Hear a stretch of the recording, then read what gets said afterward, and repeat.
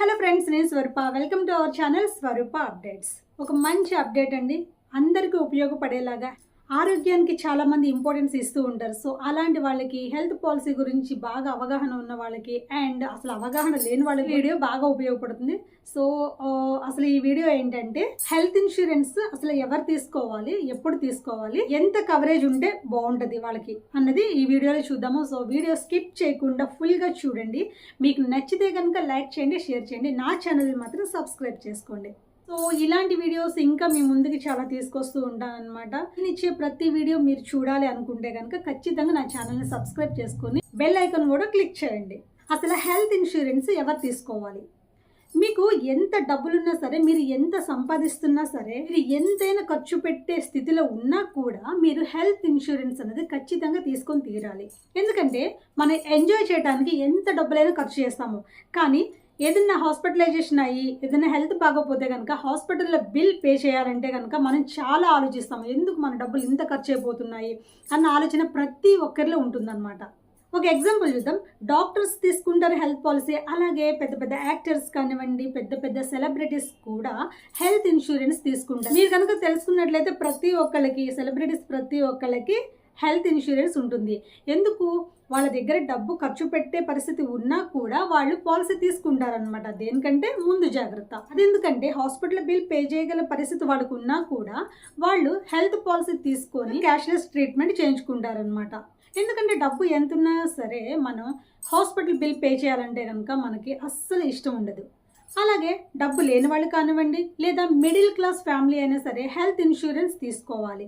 ఎందుకంటే వాళ్ళు కష్టపడి దాచుకున్న డబ్బులు, కొంచెం కొంచెం దాచుకున్న డబ్బులు ఒక్కసారిగా హాస్పిటల్ పాలైతే కనుక ఆ డబ్బులు మొత్తం తీసుకెళ్ళి బిల్ పే చేయాలంటే వాళ్ళు చాలా బాధపడతారు అండ్ చాలా ఆలోచిస్తారు. అలానే ట్రీట్మెంట్ చేయించుకోకుండా ఉండి మనకి పర్సన్ కావాలి, మంచి ట్రీట్మెంట్ అందాలి, అలాగే మన దగ్గర డబ్బులు ఖర్చు అవ్వకుండా ఉండాలన్న ఆలోచన ప్రతి ఒక్కరిలో ఉంటుంది. సో అలాంటప్పుడు మీరు చేయాల్సింది ఏమిటి? హెల్త్ పాలసీ అనేది తీసుకోవాలన్నమాట. మీ దగ్గర డబ్బులు మీ దగ్గరే ఉంటాయి.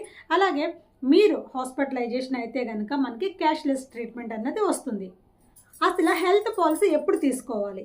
అప్పుడే పుట్టిన పిల్లలు ఒక 3 months అయిన తర్వాత వాళ్ళకి హెల్త్ పాలసీ ఉంటుందండి. అప్పటి నుంచి 75 సంవత్సరాలు ఉన్న వాళ్ళ వరకు మనం హెల్త్ పాలసీ తీసుకోవచ్చు. కానీ చిన్న ఏజ్ లో నుంచే కనుక మనం పాలసీ తీసుకున్నట్లయితే వాళ్ళకి ప్రీమియం చాలా తక్కువ పడుతుంది అనమాట. అదే ఒక పెద్ద ఏజ్ లో తీసుకుంటే కనుక ప్రీమియం ఎక్కువ పడుతుంది. సో ప్రీమియం ఎక్కువ పడకుండా ఉండాలి అంటే కనుక మనం చిన్న వయసు నుంచే కనుక పాలసీ తీసుకున్నట్లయితే ప్రీమియం అనేది చాలా తక్కువగా ఉంటుంది. అంటే మీకు మ్యారేజ్ అవ్వక ముందు నుంచే కనుక మీరు పాలసీ తీసుకున్నట్లయితే మీకు ప్రీమియం తక్కువ పడుతుంది. మ్యారేజ్ అయిపోయిన తర్వాత మీ వైఫ్ని యాడ్ చేయొచ్చు అనమాట. అలాగే మ్యారేజ్ అయిపోయిన తర్వాత ఒక మంచి బెనిఫిట్ వాళ్ళు పొందొచ్చు అండి. అదేంటంటే మెటర్నిటీ బెనిఫిట్. ప్రెగ్నెన్సీ వచ్చిన తర్వాత డెలివరీ ఖర్చులకు కూడా కంపెనీ మనీ ఇస్తుంది. అలాగే ఇప్పుడు వయసుతో సంబంధం లేకుండా చిన్న చిన్న ప్రాబ్లమ్స్ వస్తూనే ఉంటాయి. ఈ పొల్యూషన్లో మనం తీసుకున్న ఆహార లోపం వల్ల కూడా మనకి చాలా రకాల అనారోగ్య సమస్యలు వస్తున్నాయి. అంటే వైరల్ ఫీవర్స్ కానివ్వండి, డెంగ్యూ, ఇంకా చాలా చాలా రకాల చిన్న చిన్నవైనా సరే వస్తూ ఉంటాయి అనమాట. సో చిన్నవి కదా అని అనుకోకుండా మన హాస్పిటల్కి వెళ్తే కనుక మనం ఖచ్చితంగా వేలల్లో బిల్ అవుతుందన్నమాట. సో అలాంటి వాటికి కూడా మన కంపెనీలో క్లెయిమ్ అన్నది 100% వస్తుంది. ఇంకా ఇప్పుడున్న పరిస్థితుల్లో క్యాన్సర్ అన్నది ఒక పెద్ద సమస్యగా మారిందనమాట. సో చాలా మందికి క్యాన్సర్ అన్నది వస్తుందండి. రాకూడదని అనుకుంటున్నాము, బట్ చాలా మందికి అనుకోకుండా ఈ క్యాన్సర్ అన్నది వస్తుంది. సో ఈ క్యాన్సర్ వచ్చింది అనుకుంటే కనుక ట్రీట్మెంట్ లెవెల్స్ ఏ రకంగా ఉంటాయో మీ అందరికీ తెలిసిందే. సో హాస్పిటల్ బిల్స్ అయితే చాలా ఎక్స్పెన్సివ్. అన్ని లక్షలు కూడా కట్టే పరిస్థితుల్లో కూడా ఇప్పుడైతే ఎవరు ఉండరు. చిన్న చిన్న వాటికి మనం డబ్బులు పే చేయాలంటేనే మనం 100 రకాలుగా ఆలోచిస్తున్నాం కదా. సో ఇలాంటి పెద్ద పెద్ద సమస్యలకి మనం బిల్ పే చేయాలంటే అస్సలు చేయలేమన్నమాట. సో అలాంటి క్యాన్సర్, అలాంటి వాటికి, అంత పెద్ద పెద్ద వాటికి కూడా కంపెనీ కవరేజ్ ఇస్తుంది. ఇంకా లేడీస్కి కూడా కొన్ని పర్సనల్ సమస్యలు ఇలాంటివి కూడా కొన్ని వస్తున్నాయి అనమాట. వాటి అన్నిటికీ కూడా కంపెనీ కవరేజ్ చేస్తుంది. కాబట్టి మీరందరూ తెలుసుకోవాల్సింది ఏంటంటే హెల్త్ ఇన్సూరెన్స్ అనేది చాలా ఇంపార్టెంట్. ఇప్పుడున్న రోజుల్లో చాలా చాలా ఇంపార్టెంట్ అనమాట. కొంచెం ప్రీమియం కట్టి క్యాష్లెస్ ట్రీట్మెంట్ చేయించుకోవడం మీకు మంచిదా, లేదంటే మీరు అంత కష్టపడి దాచుకున్న డబ్బులు మొత్తం హాస్పిటల్ బిల్ పే చేస్తే మంచిదా అన్నది మీరు ఒక్కసారి ఆలోచించుకోండి. చాయిస్ మాత్రం మీదే. మీరు ఒక్కసారి కనుక ఆలోచించినట్లయితే మీకే హెల్త్ ఇన్సూరెన్స్ వాల్యూ అనేది అర్థమవుతుంది. ఇంకా ఇప్పటిదాకా హెల్త్ ఇన్సూరెన్స్ తీసుకున్న వాళ్ళలో చాలా మంది ఉన్నారండి. సో వాళ్ళు ఏంటంటే వాళ్ళ పేరెంట్స్కి ఇప్పుడు తీసుకుందాం అనుకుంటున్నారు. ఓకే, కరెక్టే. అసలు ఇదివరకే తీసుకుంటే మంచిది, ప్రీమియం తక్కువ పడేది. బట్ ఇప్పుడు తీసుకుంటున్నారు కాబట్టి ఇప్పుడు తీసుకున్నా కూడా మంచిదే. ఎందుకంటే వయసు పెరిగే కొద్దీ సమస్యలు అన్నది పెరుగుతాయి అనమాట. సో బీపీ, షుగర్ ఇలాంటి సమస్యలు వచ్చే అవకాశాలు చాలా ఉన్నాయి. కాబట్టి హెల్త్ పాలసీ తీసుకున్నట్లయితే కనుక ఫ్యూచర్లో ఏ ప్రాబ్లం వచ్చినా సరే క్యాష్లెస్ ట్రీట్మెంట్ చేయించుకోవచ్చు. అలాగే పాలసీ ఎన్ని లక్షలకి మనం తీసుకుంటే మంచిది అని చెప్పేసి చాలా మందికి కూడా అనిపిస్తుంది. చాలా మంది 2-3 లక్షల కవరేజ్ ఉంటే సరిపోతుంది కదా, ఏం పెద్ద ఖర్చులు ఉండదు, హాస్పిటలైజేషన్ అయినప్పుడు సంగతి చూద్దాంలే అని చెప్పేసి అనుకుంటారు. అలాగే అలా తీసుకుంటే కనుక ప్రీమియం చాలా తక్కువ పడుతుంది అని చెప్పేసి అనుకుంటారు అనమాట. సో మీరు తీసుకుంటే ఆ 2-3 లక్షలు ఎటువంటి ఉపయోగం ఉండదండి. ఎందుకంటే హాస్పిటలైజేషన్ అయితే కనుక మినిమం 5 to 10 lakhs ఈజీగా అయిపోతున్నాయి అనమాట. అలాగే 2-3 లక్షలు తీసుకుంటే ప్రీమియం తక్కువ పడుతుంది కదా అనుకుంటే మీకు తక్కువ బెనిఫిట్స్ వస్తాయి అనమాట. మీరు కట్టే ప్రీమియంని బట్టే మీకు బెనిఫిట్స్ అనేది ఆధారపడి ఉంటుంది. ఇప్పుడున్న పరిస్థితుల్లో హాస్పిటల్ బిల్ అనేది చాలా ఎక్స్పెన్సివ్, అదే మీ అందరికీ తెలిసిన విషయమే. అన్ని లక్షలు బిల్లులు పే చేయాలనుకుంటే కనుక చాలా మంది ప్రాబ్లం ఫేస్ చేస్తారు. అలాగే తక్కువ ప్రీమియం పడుతుంది కదా అని చెప్పేసి అనుకుంటే కనుక తక్కువ బెనిఫిట్స్ వస్తాయి. అలా కాకుండా ప్రతి ఒక్కళ్ళు మినిమం 10 లక్షల కవరేజ్ ఉండేలాగా పాలసీ తీసుకోండి. అప్పుడు మీకు అన్ని రకాల బెనిఫిట్స్ అందుతాయి. అలాగే అన్ని రకాల వాటికి మనకి క్లెయిమ్ అన్నది వస్తుంది.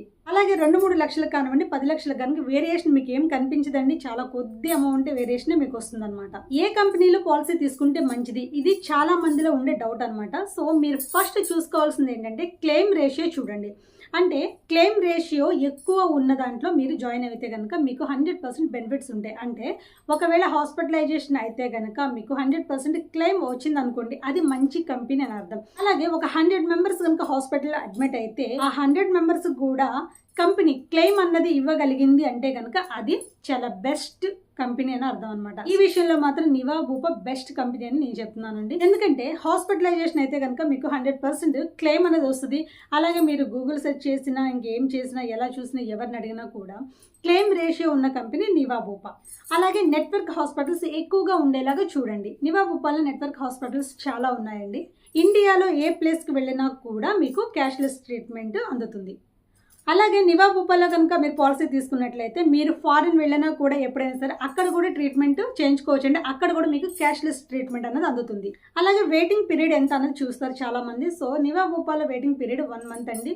1 month తర్వాత అంటే 31వ రోజు నుంచి పెద్ద పెద్ద సర్జరీల దగ్గర నుంచి ఏవన్నా సరే వైరల్ ఫీవర్స్, ఇంకా చాలా రకాల సర్జరీలు, చాలా రకాల ట్రీట్మెంట్లు చేయించుకోవచ్చు. అలాగే డే 1 కవరేజ్ కొన్ని ఉంటాయండి. అదేంటంటే emergency, heart attack, accident, breathing problems ఇలాంటివి చాలా రకాలు ఉంటాయి కదా. సో వీటన్నిటికీ డే 1 నుంచే మనకి కవరేజ్ ఇస్తుంది.